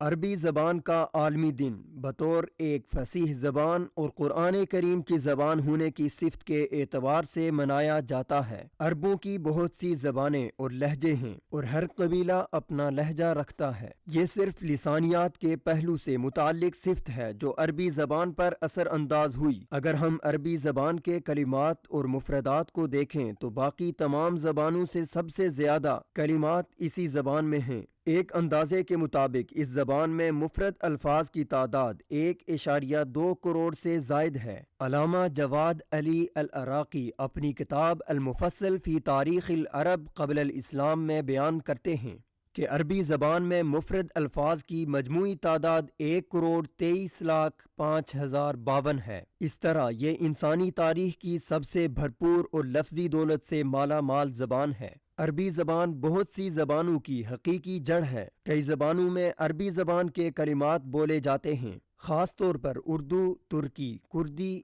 انڈونیشی، البانی، مالیزی، ہسپانوی اور مالتی زبانوں میں بے شمار الفاظ بولے اور سمجھے جاتے ہیں۔ انگریزی زبان میں بھی سینکڑوں الفاظ عربی زبان سے ماخوذ ہیں۔ پوری دنیا میں سب سے بہترین خطاطی عربی زبان میں ہوتی ہے۔ اس زبان میں کثرت سے مترادف الفاظ بولے جاتے ہیں، مثلا شیر، تلوار اور اونٹ کے لیے سینکڑوں نام ہیں۔ بعض محققین کا خیال ہے کہ دنیا میں سب سے قدیم زبان عربی ہے۔ بعض کہتے ہیں کہ یارب بن قحطان وہ پہلا شخص ہے جس نے عربی زبان کا آغاز کیا۔ یہ بھی کہا جاتا ہے کہ حضرت اسماعیل علیہ السلام وہ پہلے نبی ہیں جنہوں نے عربی زبان بولی، اور ایک روایت میں یہ بھی ہے کہ حضرت آدم علیہ السلام کی زبان عربی تھی اور اہل جنت کی زبان بھی عربی ہوگی۔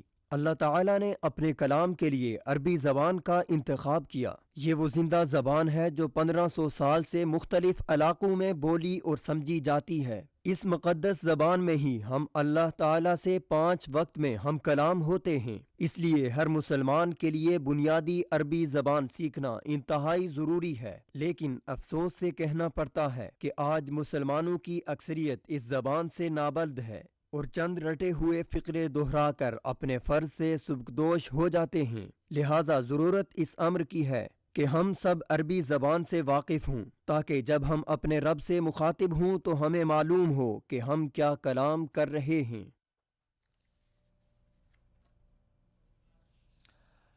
ویلکم بیک ناظرین، آپ نے پروگرام دیکھا، آپ نے ڈاکومنٹری دیکھی، اس کے اندر بتایا گیا عربی زبان کی اہمیت کیا ہے۔ ہم یہاں پہ بات کر رہے ہیں کہ ایک مسلمان کے لیے عربی زبان کو سیکھنا کیوں ضروری ہے، کیونکہ ایک مسلمان کی زندگی کا بہت بڑا حصہ جو ہے وہ اس کی عبادات کے ساتھ جڑا ہوا ہے، اس کی دعاؤں کے ساتھ جڑا ہوا ہے۔ تو جتنی بھی وہ عبادات کرتا ہے تو وہ ساری عربی زبان کے اندر ہو۔ جس وقت انسان عبادت کو سر انجام دے رہا ہو، وہ تلاوت کر رہا ہو، اپنے رب کے ساتھ ہم کلام ہو، تو اگر اس کو عربی زبان تھوڑی بہت آتی ہوگی، جب وہ قرآن مجید کو پڑھ رہا ہوگا تو اس کو پتہ ہوگا کہ وہ اپنے رب سے کیا کلام کر رہا ہے یا اس کا رب اس سے کیا چاہتا ہے۔ ہماری مثال تو وہ ہے کہ ہم قرآن مجید کو پڑھتے ہیں لیکن ہمیں پتہ نہیں ہے کہ قرآن مجید ہم سے کیا کہہ رہا ہے، اس لیے وہ قرآن، یہ اسلام ہماری زندگیوں کے اندر عملی طور پہ نافذ نہیں ہو سکا، اور آج ہمیں اپنے معاشرے کے اندر جتنے بھی مسائل نظر آ رہے ہیں وہ قرآن مجید سے دوری کی وجہ سے نظر آ رہے ہیں۔ وہ زمانے میں معزز سے مسلمان ہو کر ہم خوار ہوئے، تارک قرآن ہو کر۔ اسی موضوع کے اوپر ہمارے ساتھ شامل گفتگو ہوں گے پاکستان سے جناب ڈاکٹر عبید الرحمان بشیر صاحب۔ السلام علیکم ڈاکٹر صاحب۔ السلام علیکم۔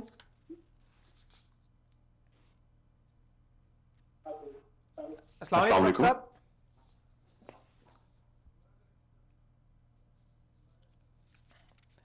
السلام علیکم ڈاکٹر صاحب۔ وعلیکم السلام ورحمۃ اللہ جناب۔ بہت نواز ڈاکٹر صاحب، اپنا وقت دینے کے لیے آپ کو اپنے پروگرام میں خوش آمدید کہتے ہیں۔ عربی زبان کے عالمی دن کے حوالے سے ہماری گفتگو چل رہی ہے، تو ایک مسلمان کی زندگی میں عربی زبان کی کیا اہمیت ہے، ذرا ہمارے ناظرین کے سامنے بیان کیجیے گا۔ وعلیکم السلام ورحمۃ اللہ۔ ڈاکٹر صاحب آپ کو میری آواز آ رہی ہے؟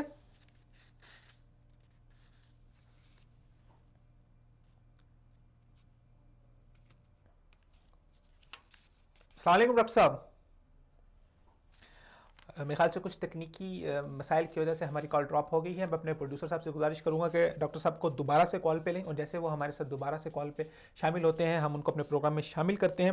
تو ہم بات کر رہے تھے عربی زبان کے حوالے سے، تو عربی زبان ایک مسلمان کے لیے بہت زیادہ ضروری ہے، تاکہ وہ جب نماز پڑھ رہا ہو تو نماز کے اندر جتنی دعائیں ہیں وہ ساری عربی زبان کے اندر ہیں، تو اسے پتہ ہو کہ وہ اپنے رب کے ساتھ کیا کلام کر رہا ہے۔ ایک حدیث کے اندر رسول اللہ صلی اللہ علیہ وسلم نے فرمایا کہ جب کوئی انسان نماز پڑھ رہا ہوتا ہے تو وہ گویا اپنے رب کے ساتھ کلام کر رہا ہوتا ہے، اپنے رب کے ساتھ وہ مخاطب ہوتا ہے، اور اللہ تعالیٰ جب بندہ الحمدللہ رب العالمین کہتا ہے تو اللہ تعالیٰ اس کے جواب میں فرشتوں کو کہتے ہیں کہ حامدانی عبدی، میرے بندے نے میری تعریف بیان کی ہے۔ اور اسی طرح باقی جتنی آیات ہیں اللہ تعالیٰ ان آیات کا جواب دیتے ہیں اور فرشتوں میں ذکر فرماتے ہیں، تو وہ انسان جو اللہ تعالیٰ کے سامنے سر بسجود ہو رہا ہے، سجدے کی حالت میں ہے، تو اسے پتہ ہونا چاہیے کہ وہ عربی زبان کے اندر دعاؤں میں کیا کہہ رہا ہے۔ اس وقت ہمیں دوبارہ سے جوائن کیا ہے ڈاکٹر عبید الرحمان بشیر صاحب نے۔ السلام علیکم ڈاکٹر صاحب۔ وعلیکم السلام۔ ڈاکٹر صاحب بہت نوازش اپنا وقت دینے کے لیے، ہم آپ کو اپنے پروگرام میں خوش آمدید کہتے ہیں۔ عربی زبان کے عالمی دن کے حوالے سے ہمارا پروگرام چل رہا ہے، تو ذرا ہمارے ناظرین کے سامنے بیان کیجیے گا کہ ایک مسلمان کی زندگی میں عربی زبان کی کیا اہمیت ہے۔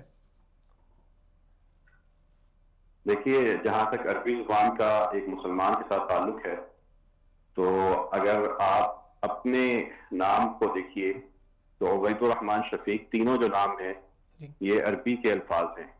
اسی طرح جو میرا نام ہے یہ بھی تینوں جو الفاظ ہیں یہ عربی کے ہیں. ہم اگر جتنے بھی مسلمان افراد ہیں ان کے ناموں پہ غور کریں تو ہماری شناخت بھی انہی عربی زبان کے الفاظ کے ذریعے ہے.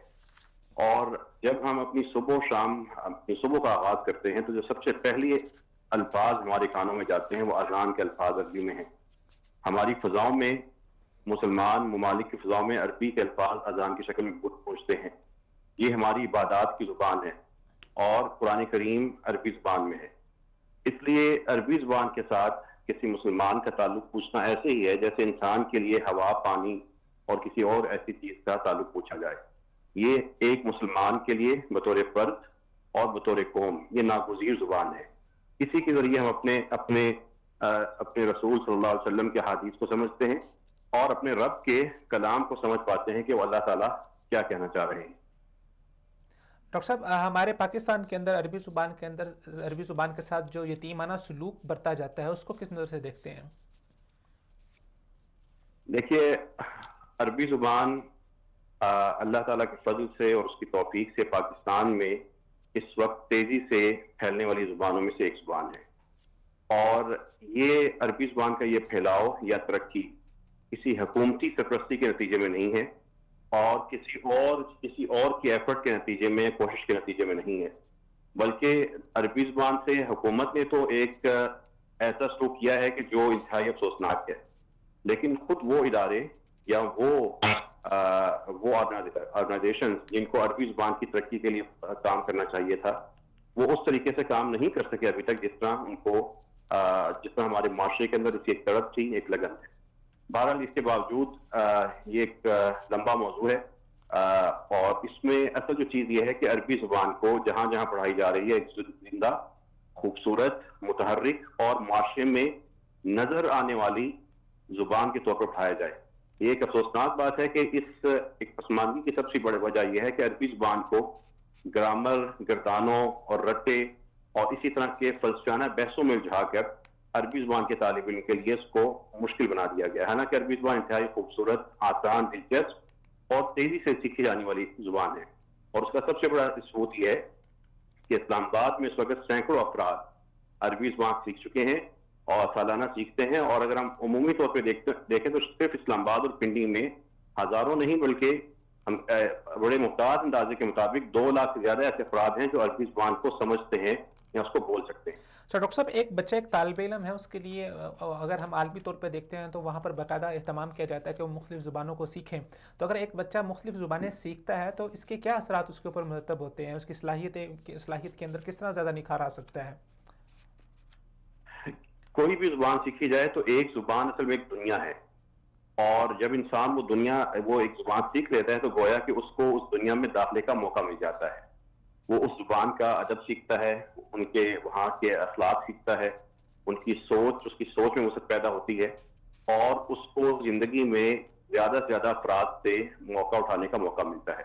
اگر مجھے ایک زبان آتی ہے تو میں ایک زبان ہونے تک محدود ہوں، لیکن اگر مجھے 5 زبانیں آتی ہیں تو میں 5 زبانوں کے لوگوں سے سیکھ سکتا ہوں اور میرا جو اثر ہے ان 5 لوگوں تک پہنچ سکتا ہے. تو یہ چیز انسان کو نہ صرف اپنی ذاتی طور پہ بلکہ اس کے کاروبار میں، اس کی سماجی حیثیت میں اور اس کے باقی معاملات میں بھی اس کے لیے بہت فائدہ مند ہوتی ہے. ڈاکٹر صاحب آپ ماشاءاللہ ایک ادارہ چلا رہے ہیں عربی زبان کے سکھانے کے حوالے سے، تو ابھی تک آپ کا تجربہ کیسا رہا ہے؟ لوگوں کا رسپانس کیسا رہا ہے اور آپ کس طرح اس زبان کو سہل بنا کے لوگوں کے سامنے پیش کر رہے ہیں؟ دیکھیے میرے پاس جو ادارہ ہے معہد اللغات العربیہ انسٹیٹیوٹ آف عربک لینگویج اسلام آباد، اصل میں یہ بابا عربی مولانا محمد بشیر رحمہ اللہ کی طرف سے ایک امانت ہے جو ان کے وفات کے بعد میرے پاس اس کی ذمہ داری ہے. اور گزشتہ 20 سال میں نے عربی زبان کی تدریس میں کام کیا ہے، 1999 سے لے کے آج 2018 تک. میرا خود بھی عربی زبان سیکھنا بڑا خوشگوار تجربہ تھا، بڑی دلچسپ زبان، آسان لگی اور پھر میں نے الحمدللہ اللہ تعالیٰ کی توفیق سے اسی زبان کے لیے اپنے آپ کو مختص کیا. اور اس سے پہلے جو اس ادارے کی پچھلی 50 سال کی تاریخ ہے اس میں بھی الحمدللہ ہمیں تو یہی ہمارا تجربہ ہے کہ پاکستانی قوم میں عربی زبان سیکھنے کا شوق بھی موجود ہے، اس میں اس کا رجحان بڑھ رہا ہے. اور صرف جہاں سے جو چیز ہمارے پورے معاشرے میں ہونی چاہیے وہ یہ ہے کہ عربی سکھانے والے عربی زبان کو ایک زندہ زبان کی طرح آسان انداز سے سکھائیں. بر صغیر میں جیسے میں نے تھوڑی دیر پہلے ذکر کیا کہ عربی کے حوالے سے دنیا جو 200 سال پہلے جو میتھڈ متروک کر چکی ہے ابھی تک وہی رائج ہے, اور اس کی وجہ یہ ہے کہ ذہین طبقہ عربی زبان کی تدریس کی طرف نہیں آیا. اس پہ ابھی تک جو زیادہ تر جمود ہے اور جدید انداز سے پڑھانے کے حوالے سے یہ بہت زیادہ کام کرنے کی ضرورت ہے. اس وقت بہت سی یونیورسٹیز کے اندر عربی زبان کو ایک فارن لینگویج جو سبجیکٹ ہے اس میں آپشن کے طور پہ پڑھایا جا رہا ہے اور پڑھی جا رہی ہے. تو ڈاکٹر صاحب آپ جو کورسز آفر کرتے ہیں, آپ ادارے سے جو کورسز آفر کرتے ہیں ان کا دورانیہ کتنا ہوتا ہے, یعنی کہ ایک عام اگر بندہ جس کو عربی بالکل بھی نہیں آتی تو کتنی دیر میں عربی سیکھ سکتا ہے, اور آپ کتنے کورسز اور کتنے دورانیے کے کورسز آفر کرتے ہیں؟ دیکھیے, اگر عربی زبان سیکھنے والے کا ہدف یہ ہے کہ میں اس کو بول چال کی مہارت حاصل کرنا چاہتا ہے تو بنیادی کورس 2 ماہ کا ہوتا ہے, اور یہ 6 ماہ تک اس کی کلاسز چلتی ہیں 3 اسٹیجز میں. اور اگر قرآن کریم سمجھنا چاہتا ہے تو وہ زیادہ ایک آسان چیز ہے. اس کے لیے ہم نے الحمدللہ اللہ تعالیٰ کے فضل سے معلم القرآن سیریز کے نام سے ایک پروگرام تیار کیا ہے اور بکس تیار کی ہیں. تو اس میں تقریباً 3 ماہ کے اندر ایک ایسا شخص جس نے قرآن کریم کو بالکل نہیں عربی میں سمجھ پاتا, وہ اس کا اچھا خاصا حصہ سمجھنے قابل ہو جاتا ہے, اور اس کو یہ امید نظر آتی ہے کہ میں مکمل قرآن کریم بھی جلدی سیکھ کر عربی تفاسیر سے فائدہ اٹھا سکتا ہوں. اور یہ ساری کلاسز جو ہے پارٹ ٹائم میں ہوتی ہیں؟ جی, یہ ساری کلاسز شام کے ٹائم ہوتی ہیں, اور ہفتے میں 4 دن 2 گھنٹے بھی ہوتی ہیں. جبکہ جو ایسے افراد جو ہفتے کے عام دن میں ٹائم نہیں دے سکتے, ان کے لیے ہم ویکینڈ میں اتوار کے دن ایسے پروگرام منعقد کرتے ہیں, اور اس سے بھی فائدہ اٹھانے والے جو شہری ہیں ایک بہت بڑی تعداد میں یہاں پہ آتے ہیں. یعنی کہ ڈاکٹر صاحب, یعنی کہ ایک مختصر سی ایکٹیویٹی ہے جس میں آپ جو اپنی روزمرہ کی زندگی سے آپ ایک نئی ایکٹیویٹی, اور اس کے اندر آپ ایک نئی زبان, اور پھر اس زبان کی بساطت سے جیسے آپ نے ذکر کیا ایک نئی ثقافت, اور پھر اس کی ثقافت کے ذریعے سے علم کا ایک نیا انبار آپ کے سامنے کھل جاتا ہے. تو ڈاکٹر صاحب بہت شکریہ وقت دینے کے لیے. السلام علیکم ورحمۃ اللہ وبرکاتہ. جیسے کہ ڈاکٹر صاحب نے ذکر کیا کہ عربی زبان سیکھنا کوئی بہت بڑا مسئلہ نہیں ہے. صرف پارٹ ٹائم کورسز کے اندر اگر دیکھیں تو 5 سے 6 مہینے کے اندر ایک انسان اس قابل ہو جاتا ہے کہ وہ زبان کو سمجھ سکے, اور بنیادی طور پہ وہ کچھ بول بھی لیتا ہے. تو عربی زبان یا دیگر کوئی بھی آپ زبان سیکھتے ہیں, اس زبان کے ذریعے سے آپ کا سورس آف نالج بڑھ جاتا ہے, اور وہ بچہ جس کا سورس آف نالج زیادہ ہے وہ زیادہ جگہوں سے استفادہ کرے گا, اس کے پاس مصادر زیادہ ہوں گے. اگر کسی ایک بات کے اوپر, کسی ایک موضوع کے اوپر اس نے ریسرچ کرنی ہے تو اس کے سامنے ڈفرینٹ اینگلز آئیں گے. اگر اس کو عربی زبان آتی ہے تو عربی قوم جو ہے وہ اس حوالے سے کیا سوچتی ہے وہ اینگل بھی اس کے سامنے آئے گا. اگر اس کو انگلش بھی آتی ہے, اردو بھی آتی ہے, چائنیز بھی آتی ہے, تو یہ ایک عالمی طور پہ ہمیں دیکھنے میں آتا ہے کہ وہاں پر بچوں کو زیادہ انکریج کیا جاتا ہے کہ وہ جتنی زیادہ سے زیادہ لینگویجز سیکھ سکیں وہ اتنی زیادہ سے زیادہ لینگویجز سیکھیں. اور ہمارے پاکستان کا ایک بہت بڑا مسئلہ یہ ہے کہ ہمارے ہاں انگلش زبان کو تو زبان سمجھا جاتا ہے, اور جو انسان انگلش بولتا ہے اس کو بہت پڑھا لکھا سمجھا جاتا ہے, لیکن عربی زبان جو انگلش سے بہت زیادہ فصیح ہے, جو انگلش کے مقابلے میں سیکھنا بہت زیادہ, آپ کہیں کہ انگلش زبان بہت آسان ہے اور عربی زبان اس کے مقابلے میں کچھ قدر مشکل ہے, زیادہ فصیح زبان ہے, اور جو انسان عربی سیکھ لیتا ہے اس کے سامنے انگلش زبان کوئی معنی نہیں رکھتی. تو وہ لوگ جن کو عربی آتی ہے اور انگلش نہیں آتی ان کو کوئی وقت نہیں دی جاتی, اور انگلش زبان کو وقت دی جاتی ہے. انگلش زبان گو کہ ایک عالمی زبان ہے, لیکن اس کے ساتھ ساتھ دنیا کی بہت بڑی تعداد ہے جو دوسری زبانیں بھی بولتی ہیں, تو ہمیں اپنے بچوں کو دیگر زبانیں بھی سکھانی ہوں گی. اور پاکستان کی اگر بات کریں تو پاکستان کے اندر, پاکستان کے آئین میں یہ چیز موجود ہے کہ وہ پابند ہے کہ وہ پاکستانی شہریوں کو عربی زبان کی بنیادیات سکھائیں. اور ہمیں دیکھنے میں آیا کہ پہلے اسکولوں کے اندر باقاعدہ طور پہ بچوں کو ناظرے کی کلاسز ہوا کرتی تھی, پیریڈ ہوا کرتے تھے, باقاعدہ عربی زبان سکھائی جاتی تھی. تو وہ اب چیزیں ختم ہو گئی ہیں. تو ہماری وہ حکومت جو مدینے کی ریاست کا نام لیتی ہے, جو مدینے کی ریاست بنانا چاہتی ہے, میرے خیال سے ان کو اس قانونی شک کو, اس عینی شک کو دوبارہ سے لاگو کرنا ہوگا, اور اسلامی ریاست کے جو باشندے ہیں ان کو عربی زبان آنی چاہیے. اس وقت ہمیں ایک کالر ہیں ہمارے, انہوں نے جوائن کیا. السلام علیکم. جی وعلیکم السلام. جی ہمارے ساتھ اس وقت کون موجود ہے؟ جی میں قاری ابو بکر بات کر رہا ہوں. جی قاری ابو بکر صاحب کہاں سے بات کر رہے ہیں آپ؟ جی میں پاکستان سے بات کر رہا ہوں. پاکستان کس شہر سے؟ جی میں لاہور سے بات کر رہا ہوں. بہت نوازش جناب ابو بکر صاحب ہمارے پروگرام میں کال کرنے کے لیے. ہمارے موضوعات کے حوالے سے آپ کیا اپنی رائے دینا چاہیں گے, خاص طور پہ بسنت کے حوالے سے بتائیے گا کہ عمومی طور پہ جو ہمارے عام لوگ ہیں وہ کیا سوچتے ہیں کہ بسنت ہونی چاہیے یا نہیں ہونی چاہیے؟ دیکھیں یہ ایک بہت گنونا ایک حکومت نے نیا ایک اعلان کیا ہے, اس کا بہت زیادہ ہم زور مسمت کرتے ہیں, کیونکہ بسنت کی وجہ سے پہلے کئی جو موقع گزرے ہیں بہت زیادہ لوگوں کی ہلاکتیں ہوئی ہیں, اور یہ بہت زیادہ نقصان دہ ہے. اور خاص طور پر لاہور کے آپ نے پہلے بھی سنا ہوگا کہ نیوز پہ یہ آتا رہا ہے کہ بچوں کی ہلاکتیں ہوتی ہیں اور چھوٹے چھوٹے یتیم چھوٹے چھوٹے معصوم بچوں کو مارا جاتا ہے. تو یہ ایک بہت گنونا ایک جرم ہے میرے حساب سے جس کا اعلان کیا گیا ہے. اور اللہ کے نبی نے ایسی جتنی بھی رسومات ہیں جن یہ رسم جو ہے اصل یہ ہندوانہ رسم ہے اور اس کو مسلمانوں میں ایک رائج کرنا اور مسلمانوں کو اس کو منانا یہ ایک بہت بری بات ہے. تو اس لیے ہمیں ایسی قاری ابوبکر صاحب آپ عام طور پہ لوگوں سے ملتے ہوں گے, آپ کے پاس لوگ بھی آتے ہوں گے, تو عمومی لوگوں کی کیا رائے ہے؟ کیا لوگ منانا چاہتے ہیں یا یہ حکومت کہہ رہی ہے کہ ہمیں مطالبہ کیا جا رہا ہے عوام کی طرف سے کہ لوگ جو ہیں وہ منائیں اس بسنت کو؟ عبید بھائی اصل میں بات یہ ہے کہ دو طبقے پائے جاتے ہیں.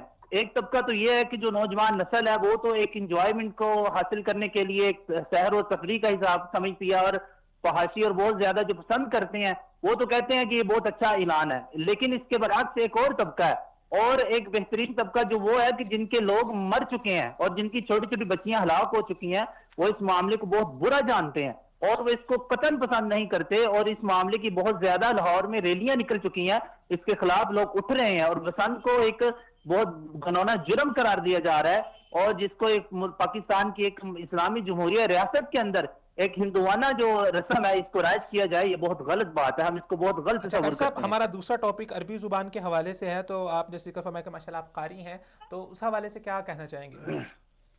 دیکھیں عربی زبان ایک ہمارے نبی کریم صلی اللہ علیہ وسلم کی زبان ہے اور یہ کلام اللہ ہے. عربی زبان اللہ کی کلام ہے, اس کو سیکھنا اور سکھانا بہترین علم ہے.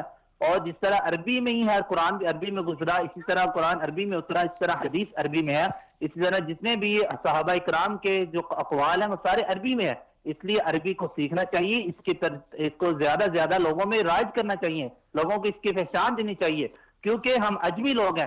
اجمیوں کو عربی سیکھنا سب سے زیادہ ضروری ہے, اس وجہ سے کہ ہمیں پہلے ہی مسائل کا علم نہیں ہے. ہمیں جو بھی مسئلہ ہمیں کوئی حضرات کوئی علماء مسئلہ سناتے ہیں, ہم ان کی بات کے پیچھے لگ کے ان کے مسئلے کو مان لیتے ہیں. جب ہمیں عربی آتی ہوگی, ہمیں قرآن کا حدیث کا ترجمہ آتا ہوگا, بہترین طریقے سے ہم اس کو سمجھ سکیں گے اور اس پر عبور حاصل کر سکیں گے. اور اس کا سب سے بڑا فائدہ یہ ہے کہ ہمیں کوئی غلط رائے پیش کر کے دین کی جو غلط تعلیمات ہے ان سے ہمیں آگاہ نہیں کر سکے گا, ہم اس کو جلد جلد پکڑ لیں گے اسی ٹائم ہی. اس لیے عربی کو سیکھنا ضروری ہے. ابوبکر صاحب ہمارے ساتھ پروگرام میں شامل ہونے کے لیے سلامت رہیے. السلام علیکم ورحمۃ اللہ وبرکاتہ.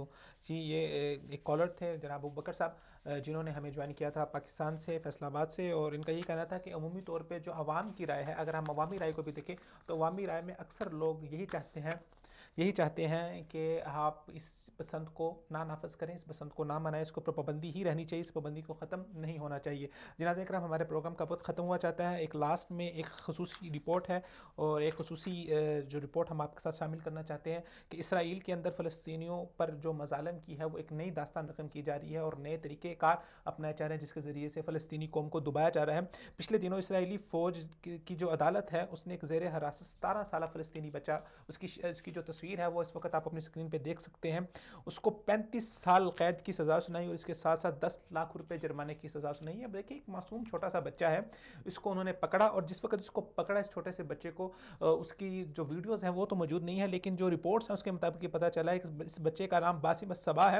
اور جب اس بچے کو 3 سال قبل فوج نے زیر حراست لیا تھا تو اس کے اوپر باقاعدہ طور پہ فائرنگ کی گئی تھی اور اس کو زخمی کیا گیا تھا. ایک گولی اس کے بازو پہ لگی تھی اور دوسری گولی جو ہے اس کے پاؤں پہ لگی تھی. اس چھوٹے سے معصوم کے بچے کو بھی, اس کی عمر 17 سال ہے, تو اس وقت اس کی 15 سے 16 سال عمر ہوگی. اور اس کو کس جرم کے اندر پکڑا گیا؟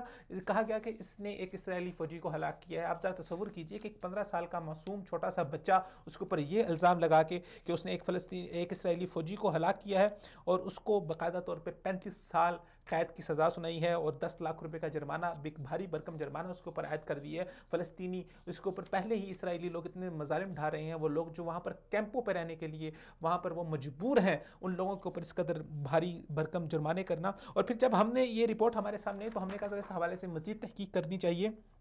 تو جو صہیونی ریاست کی فوجی عدالتیں ہیں, ہمیں پتہ چلتا ہے کہ انہوں نے اس سے پہلے بھی کئی معصوم لوگوں کو اس طرح سے ان کے اوپر الزام لگا کے بغیر کسی دلیل کے, بغیر کسی ثبوت کے ان کو انہوں نے جیلوں کے اندر بند کیا ہے. جو فلسطین کی اسیران اتھارٹی ہے اس کے مطابق اسرائیلی عقوبت خانوں میں اس وقت 54 فلسطینی خواتین ایسی ہیں جو پابندی سلاسل ہیں. وہ خواتین کے اوپر الزام لگاتے ہیں کہ انہوں نے اسرائیلی فوجیوں کو ہلاک کیا ہے اور اس کے بعد ان کو قید و بند کی صورتیں برداشت کرنا پڑتی ہیں. تو یہ ایک سینیریو ہے جو پورا اسرائیل کے اندر بڑھ رہا ہے. وہاں پہ خواتین کے ساتھ، وہاں پر چھوٹے بچوں کے ساتھ ان کو جو ہے وہ اتنے بڑے بڑے ان کے اوپر جرمانے عائد کیے جا رہے ہیں، اتنی بڑی بڑی سزائیں دی جا رہی ہیں. اور ہمارے عالمی ادارے، ہمارے یونائٹڈ نیشن، ہمارے انسانی حقوق کے ادارے، وہ کہاں پر نہ جانے ان کی زبانیں گنگ ہیں، کیوں ان کی زبانیں خاموش ہیں، کیوں ان کو یہ خواتین نظر نہیں آتی، کیوں ان کو یہ بچے نظر نہیں آتے کہ وہاں پر اس قدر ظلم و جبر ہو رہا ہے. اور یہ تمام کے تمام ادارے خاموش ہیں. ہمیں بحیثیت مسلمان ہمیں فلسطینیوں کے ساتھ کھڑا ہونا ہوگا، ہمیں ان کے لیے آواز بلند کرنی ہوگی. نہ ہمارا میڈیا ان کے حق میں آواز بلند کرتا ہے، نہ ہماری عوام کو ایجوکیٹ کیا جاتا ہے. تو آپ ان کے ساتھ ہزار ہمدردی کرتے ہوئے ان کے حق میں آواز بلند کریں، تاکہ ہم کل قیامت والے دن اللہ تعالیٰ کی بارگاہ میں کم از کم اس قدر تو سرخرو ہو سکیں کہ یا اللہ ہم نے ان لوگوں کے حق میں آواز بلند کی تھی. اسی کے ساتھ آپ سے اجازت چاہتے ہیں، پھر ملاقات ہوگی اگلے پروگرام میں. تب تک کے لیے خدا حافظ.